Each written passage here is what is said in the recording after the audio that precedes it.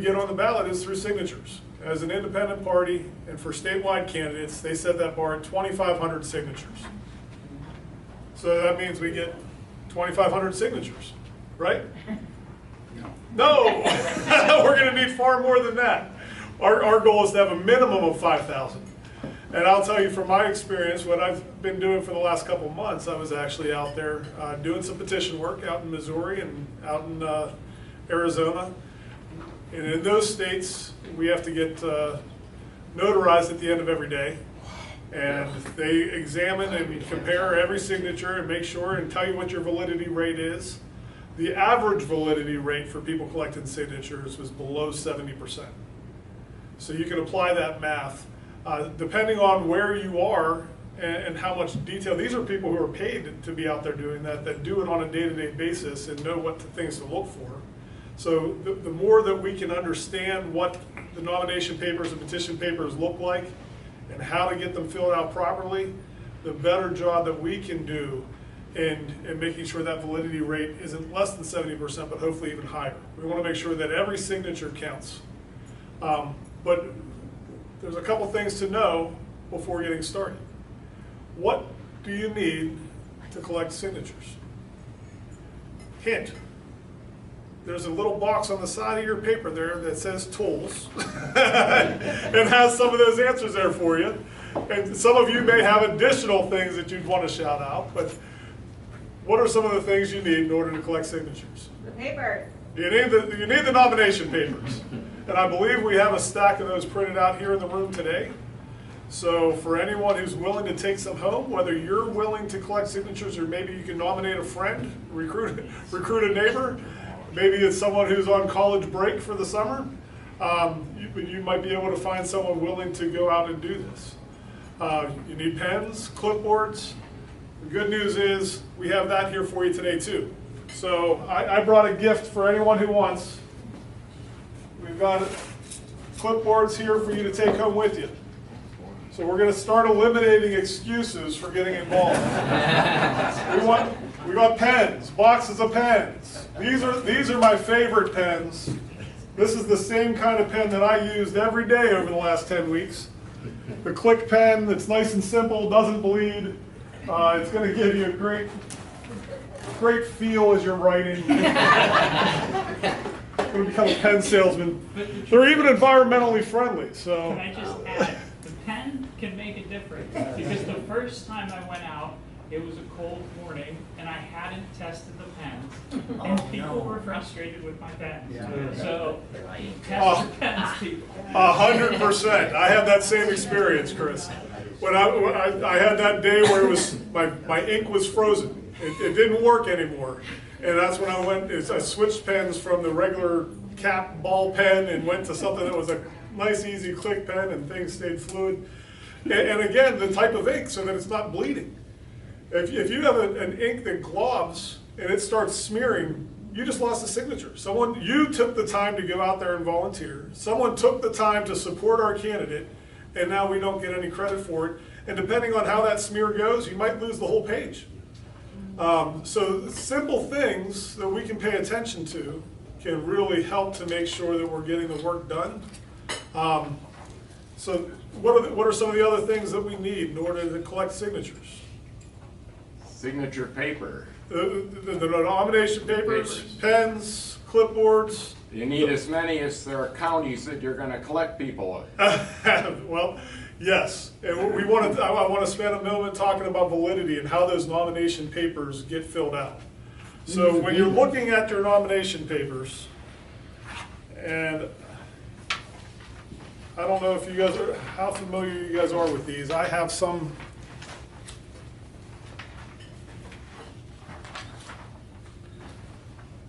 Do we want one at each table? Can you guys, is that going to make more sense? Yep.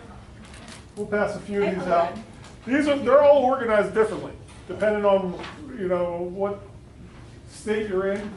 So these look very different than the ones that I was working with. We need to encourage people to fill in the paperwork inside their box. So as they're filling out the paperwork, it's going to be a signature first in that far left-hand column. And then they're going to print their name. There's not a lot of room to print their name.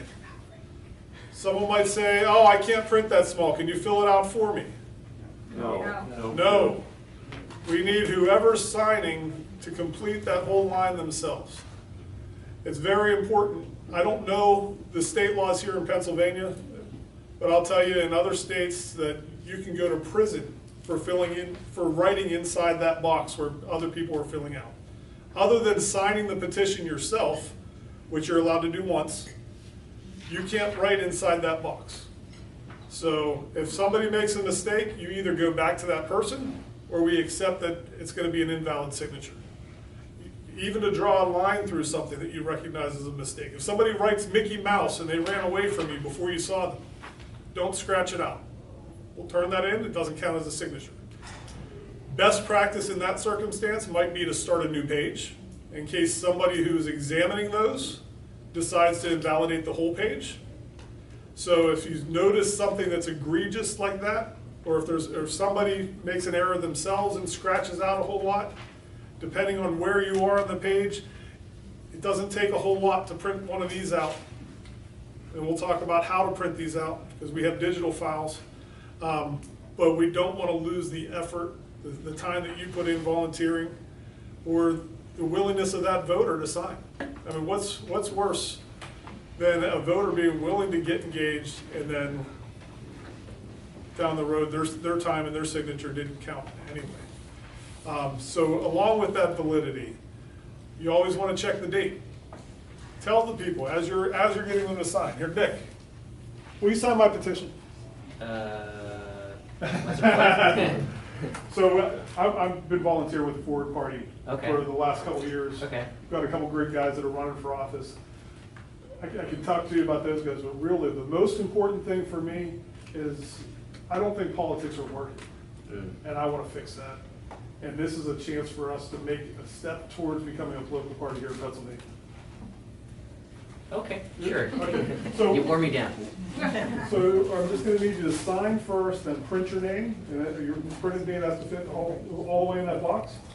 And then pretty clearly list it's just your house number, street, and then the borough where you're registered. Okay. Because the date today, and tell them the date. Say it out loud. Know what today's date is. Today's June 1st. If you just write 6/1/24, and walk them all the way through it.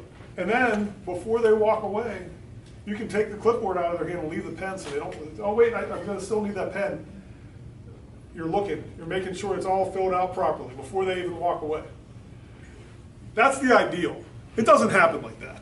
But we gotta start with the ideal so we know what we're working towards. Sometimes you're gonna have multiple people. So it's best practice, depending on where you are. If you go to an event, like a ball game or a concert, you might want more than one clipboard. But I wouldn't go more than two, because the validity, again, is one of the most important aspects.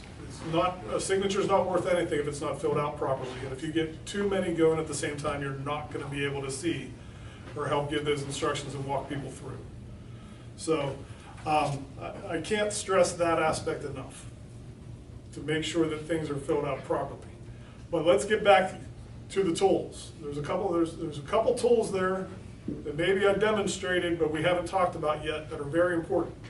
A good attitude. Bring your personality, bring your good attitude, bring your smile. It's amazing how people will respond to that. You know, the people, oftentimes, and what's written in bold right across the top? Will you sign? There's oftentimes you won't have to say more than that. If you're friendly, especially if it's somebody you know, they might ask you as they're signing, what am I signing anyway? You know, we want to encourage people to vote and be on board with everything we're doing. There's going to be time for those conversations. Let's have that conversation if you have time in that moment or if they're interested, but don't overcomplicate it. Will you sign my petition? Oh, sure.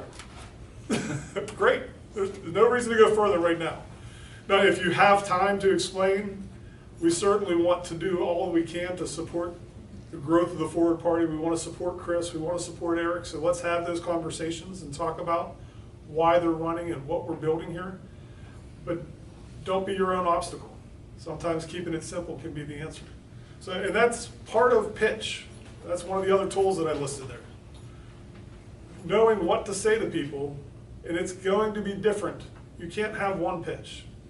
You can have one go-to pitch that you're going to use most often, and you're going to repeat that 100 times, but depending on who you're talking to, it's going to vary.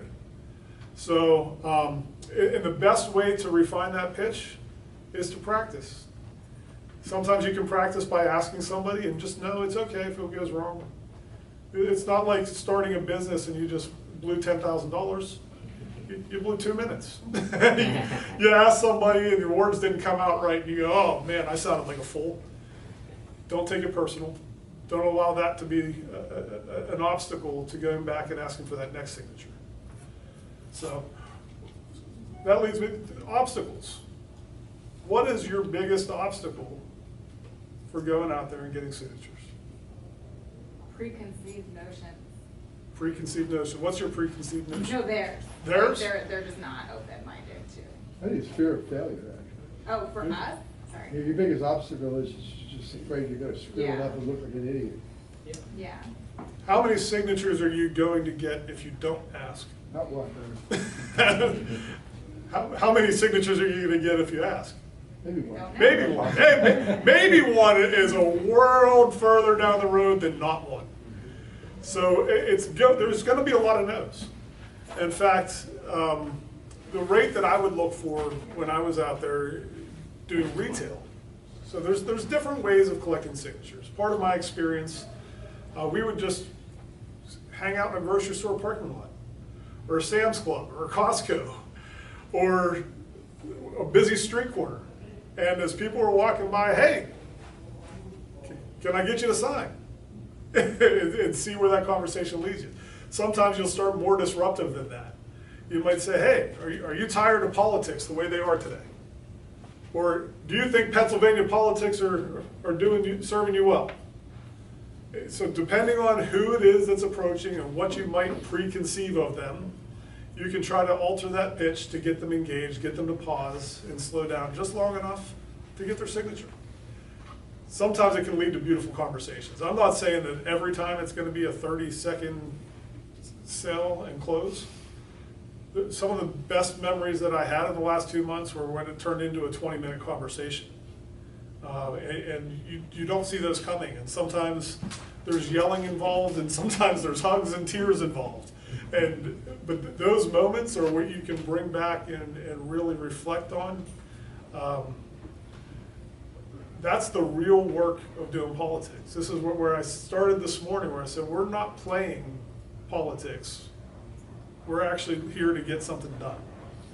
And getting these signatures and having those conversations is a big part of, just as we have candidates who are willing to step up to the plate and put their name and their time on the line, it's a much smaller ask, but it's just as important to be able to get them on the ballot, to ask for you to take some time to go out there and just ask for a few signatures.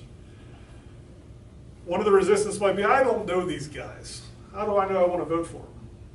Good news. If you sign this, you're not committing your vote.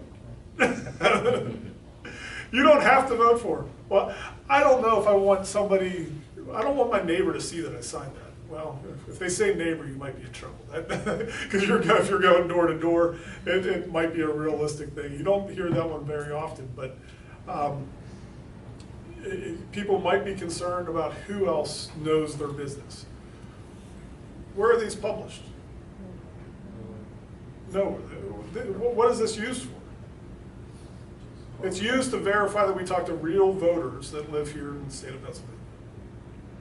And beyond that, it's not available. It's not a public record, to my knowledge. At least it wasn't in other states I was in. So it can be.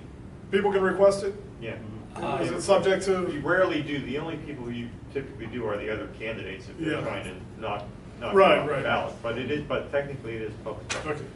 Okay. People can sign multiple, right? I had someone be like, but I No, already no, signed. no. They can't? Well- Just to be on the ballot? Just for that office, you can only sign one. That's a good point. I didn't know that. Well, you can sign one nomination paper. So you can't Right. sign for a different third party or independent candidate? Right. That doesn't preclude somebody who signed for a petition paper. But I for think like that the might be Democrat. changed by case law. I'm not Is sure. that recently changed? What's the question? Can you- If someone Someone signed say for they a signed Republican for or a Democratic candidate for Attorney General, could they still sign this? My understanding is petition paper and nomination papers are handled separately. Yeah. And you The are laws allowed to different do for that. major parties and minor parties and independents. If you're not part of the major party, all you have to do is be a registered voter in the state to sign for a statewide or whatever. Now, for primaries, they have their own rules. It's separate than a general election for a minor party The candidate. question is, if you sign Yeah. for a Republican or Democrat for Attorney General, can you sign the nomination? or- It's a separate Yes. election because Yeah, you're. yeah, because they sign for a primary, which is not an election, it's a nomination process. Or even if our libertarian friends have a petition they sign, could you also sign for the forward party one? Yes, Not for the same only office. restrictions are amongst the Republicans and Democrats for their primaries. That's completely different than what independents and minor parties would do. So, yeah, Please if I speak wanted up to loud go- if you want to be recorded.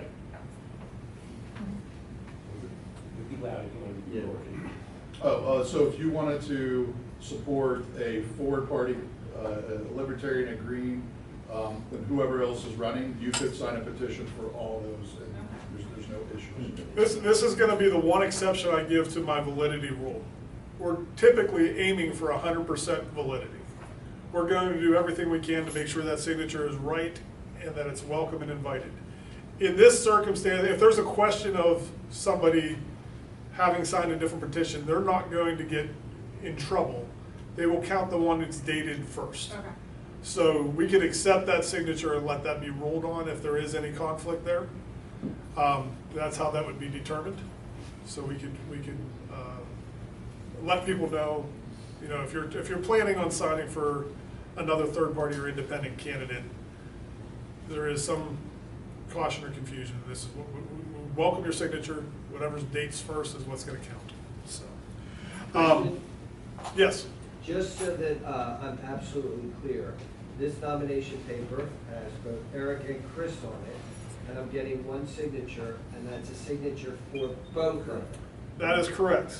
Pennsylvania allows to stack signatures. Now, that also includes for any state legislators or state senators, if we had one. So we have a state legislator who's running us forward in District 32. So when John's papers will have his name also included, and we'll be canvassing in his district. Now those signatures would have to be from within his district. The nice thing with these two is it can be anywhere in the state. And let's go back to that because I skipped over something important with validity. I think everyone knows this, but let's confirm. Who's allowed to sign? And I think Gus just did mention it. Registered voters in Pennsylvania. In the So, county for which that paper applies. correct. Each paper is for only that county. That's correct. So as we're getting a signature, you know, we want to keep it simple. Hey, will you sign my petition? Yes. Are you a registered voter in Pennsylvania? Great. What county are you registered in? Let's get the right paper out and make sure. And it's as simple as you can have the county, print these out with the county blank. And so if you get a county that you don't normally see, you flip over to one that's currently blank and write in that county and have them sign. And just make sure that as people are choosing to sign or volunteering their signature, that we get the right county page. There's 35 spaces on each of these sheets. We love for people to commit to filling a full sheet. Someone could turn in a sheet with 1 or 2 signatures and it still counts towards that total. So you don't feel like just because I'm not going to waste the paper for one signature. Please do.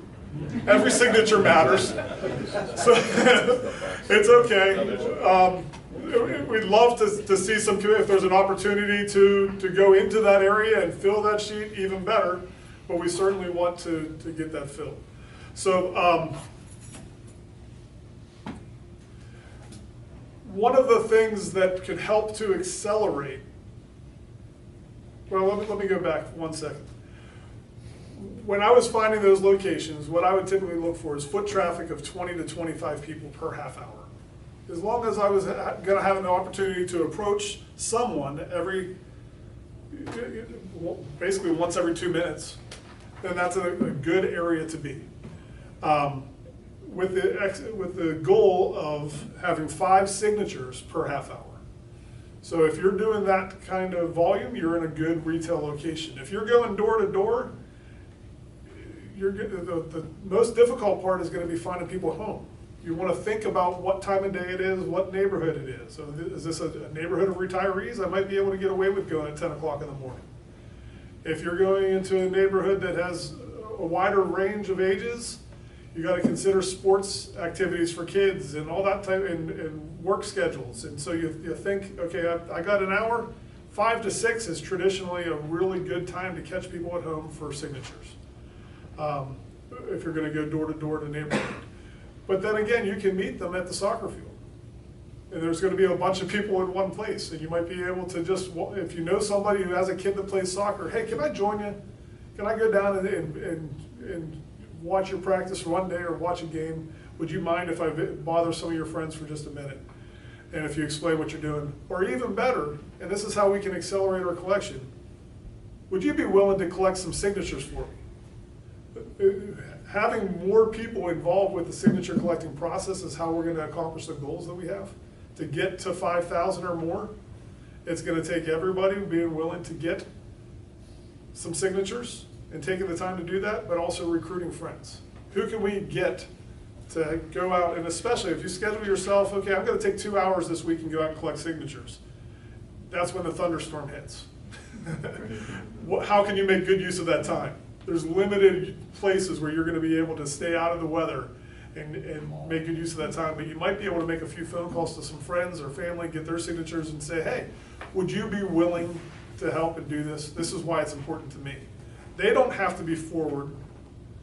They have to understand why it's important to you. There's a lot of the people who are out there getting signatures for petitions that are changing laws in other states are not committed to those laws. They're doing it for a job. They're doing it for other motivations or other reasons. They're doing it for a friend's sake.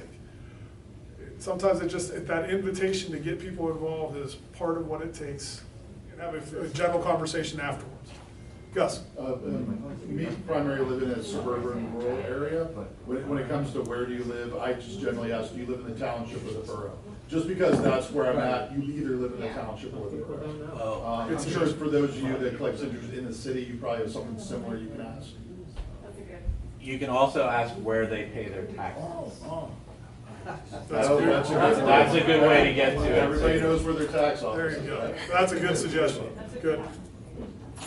I'm One sorry. last, yeah, please. One other quick point, if you're going to a public place like a shopping center or something like that, but please notice, I think you have to, by county, right? Yes. It has to be, So you have to, So you correct. can't get signatures from people from different counties at the same spot, on the same But paper. not on the same paper. You Not would on have the to- same paper, unless you have different sheets. Right, Just so you make have to sure. bring, So- so best practice is have, bring with you, bring with you the one county that you're in. Right. And then you usually bring 3 or 4 others that are flat. And as you encounter people, you will suddenly have a Delaware County one and a Chester County one. Or where we were in Montgomery County and some in Luzerne County. So I have one Luzerne County signature. Okay, I have time for one last question here, and then I want to acknowledge there's a do's and don'ts list that Peter brought that's printed out on this front page. For anyone who wants to take one of those, please do. So, like, I've only been in the state for a few years. Aren't there townships and municipalities that straddle 2 different counties? A few, not many. Like, how would that work out? If somebody was like, oh, I'm in this one, but they're like, I don't know what county I'm in. You have that address looked up by that, there aren't very many of Yeah. those. People know. where did you register to vote? No, but people know what county they live in, and then the other part is market writing. We'll know what paper it is. So Right. we have taken way more time than what this segment was allotted for. I do apologize. I apologize to We can Nick. do a follow-up at the end of the day. I would start, this is This is the important work. Yeah. So if without getting our candidates onto the ballot so that we can go after that 2%, we're all spinning wheels here. This is the important work, and it starts with everyone getting involved. So I appreciate the questions. I appreciate the interest. Please consider getting involved with collecting some signatures. At the very least, offer your signature before you leave today. Take a sheet with you, even if you're not willing to. See if you can find somebody who's willing to go and help collect and participate in the signature gathering process. This is what it's about. For right now, this is the most important part of what Pennsylvania Forward is doing. So with that, I'm going to give the floor back. Thank you, Nick. I'm sorry I blew up your schedule. That's okay. All right, let's give a hand for Christian for that.